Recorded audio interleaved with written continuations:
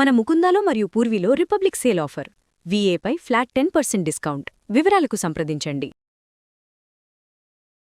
నమస్తే రమగారు. నమస్తే జయ. రమగారు, మనకి శని త్రయోదశి వచ్చిందండి. శని త్రయోదశి రోజు ప్రత్యేకించి ఏమన్నా పూజా విధానం ఉంటుందా? శనివారమే వస్తుంది కాబట్టి, అంటే శనీశ్వరునికి ఏమన్నా అభిషేకాలు కానీ అలాంటివి ఏమన్నా చేస్తారా? ఎవరు చేసుకోవాలి? అందరూ చేసుకునే విధానమేనంటారా ఇది? అందరూ అంటే అలా కాదు జయ. ఇవి కొన్ని ప్రత్యేక దినాల గురించి చెప్పుకుంటాం కదా మనం. త్రయోదశి విశేషం, శనివారము విశేషమే.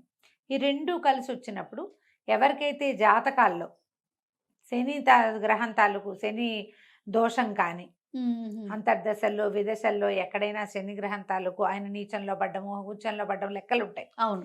ఇవి ఆ తర్వాత ఏమో ఏదో నా అర్ధాష్టమ శని, తర్వాత మనం ఇది చెప్పుకుంటాం కదా, 7 సంవత్సరాలు ఉండే సాడే సాతి అంటుంటారు.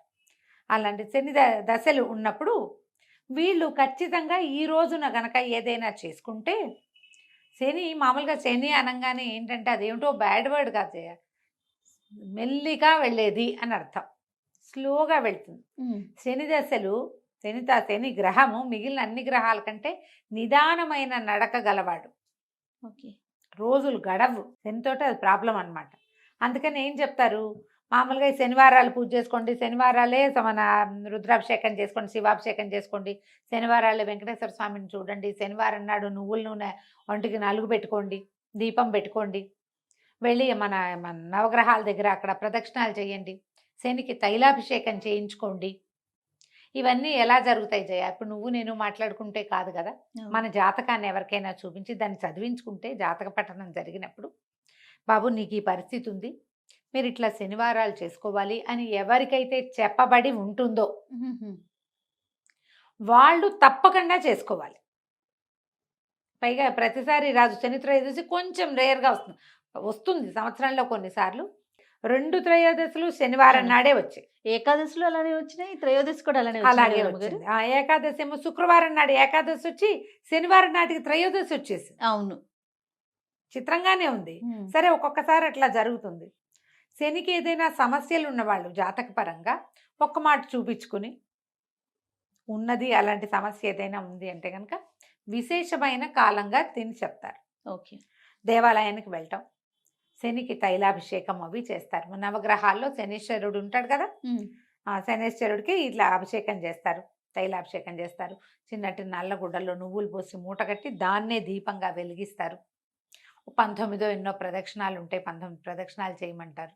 ఇవన్నీ లెక్క పెట్టుకుని 17, 19 లెక్కలు ఉంటాయి. ఈ లెక్క ప్రకారం ఈ గ్రహానికి ఇది నీలాంజన సమాభాసం రవిపుత్రం యమాగ్రజం ఛాయామార్తాండ సంభూతం తం నమామి శనైశ్చరం. ఇంతది చిన్న శ్లోకం. ఈ శ్లోకాన్ని చదువుకుంటూ ఈ దేవాలయంలో ప్రదక్షిణ చేసుకోవచ్చు. మేము అభిషేకాలు అవి చేయలేమండి, అంత శక్తి లేదు, సమయం లేదు, కుదరదు, ఆసక్తి లేదు, అంటే అంత పెద్దవి చేయాలని లేదు అన్నవాళ్ళు ఈ ఒక్క శ్లోకం నేర్చుకోండి. శనివారం నాడు ఎక్కువ సార్లు జపిస్తే మంచిది. ఈ శని త్రయోదశి నాడు ఏ దారిలో, ఆఫీస్కి వెళ్ళే దారిలో, కాలేజీకి వెళ్ళే దారిలో ఉన్న శివాలయంలో తప్పకుండా నవగ్రహ ప్రతిష్టలు కనపడతాయి. నవగ్రహాల చుట్టూతా ప్రదక్షిణ చేసుకోండి ఈ శ్లోకం చదువుకుంటూ. మీకున్న దశల్లో ఉన్న ఇబ్బందులు, దశల వల్ల జాతకంలో వచ్చే ఇబ్బంది, జీవితంలో మీరు ఎదుర్కొంటున్న సమస్యలు కొంత, అంటే తొందరగా గడవని ప్రాబ్లమ్స్ ఏమో గబగబా గడిచి వెళ్తాయి. ఎప్పటికీ తీరవనుకున్నవి తీరేందుకు కనపడతాయి. తప్పకుండా పనిచేస్తాయి జయ ఈ రోజులు. ఓకే. ఈ పరిస్థితి ఉన్న వాళ్ళు డెఫినెట్గా చేసుకోవచ్చు. మామూలు వాళ్ళు ఏం చెయ్యాలి, ఇలాంటి ఒక క్వశ్చన్ ఉంటుంది. ఇప్పుడు మనకి ఇది శ్రావణ శనివారం కాబట్టి మనం వెంకటేశ్వర ఆరాధన, విష్ణు ఆరాధన చేస్తాము. విష్ణువాలయానికి వెళ్ళినా మీకు మంచిదే, శివాలయానికి కూడా వెళ్తే ఇంకా మంచిది, ఇంకా మంచిది. శివాలయానికి వెళ్ళి మనం కూడా ఒక 3 ప్రదక్షిణాలు చేసుకోవచ్చు. మామూలు వాళ్ళు కూడా అందరూ చేయొచ్చు. ఒట్టిగా చేయకూడదు, శని దృష్టి మన మీద పడితే అలా ఉండదు. ఆయన దృష్టి మీద పడితే మనకేమవ్వదు. జాతక రీత్యా వచ్చేవే వస్తాయి తప్పిస్తే ఆయన చూస్తేనో ముట్టుకుంటేనో మనకి ఏదైనా వస్తుందని అనుకోవద్దు.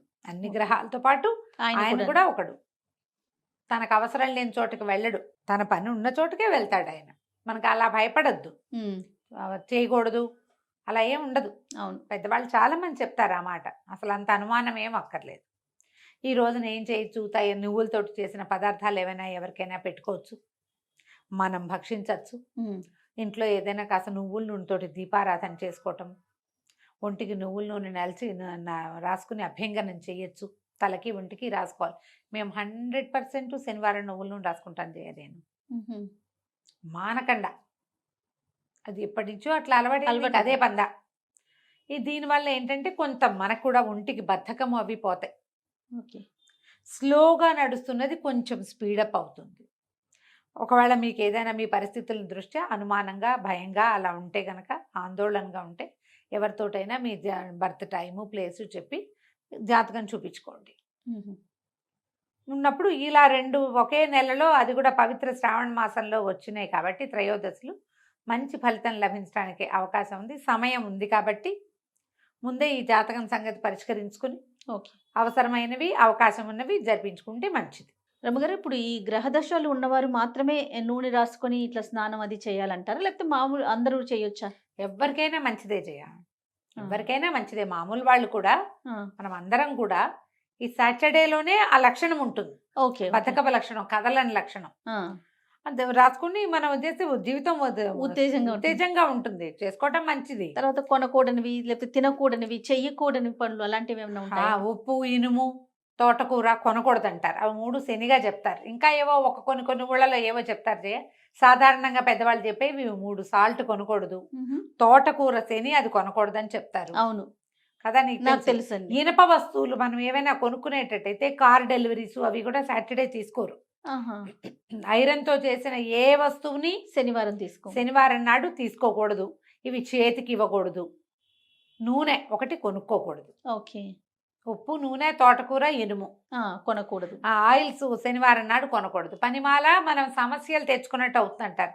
దీనివల్ల శని వచ్చేస్తాడని దూకుతాడని అట్లా కాదు, కానీ సమస్య అది ఆయనకి సంబంధించింది. శని వస్తే కొంచెం అయితే శని వచ్చేటప్పుడు వచ్చాక ఇబ్బంది, కానీ వెళ్ళేటప్పుడు మంచి చేసిపోతాడని చెప్తారు.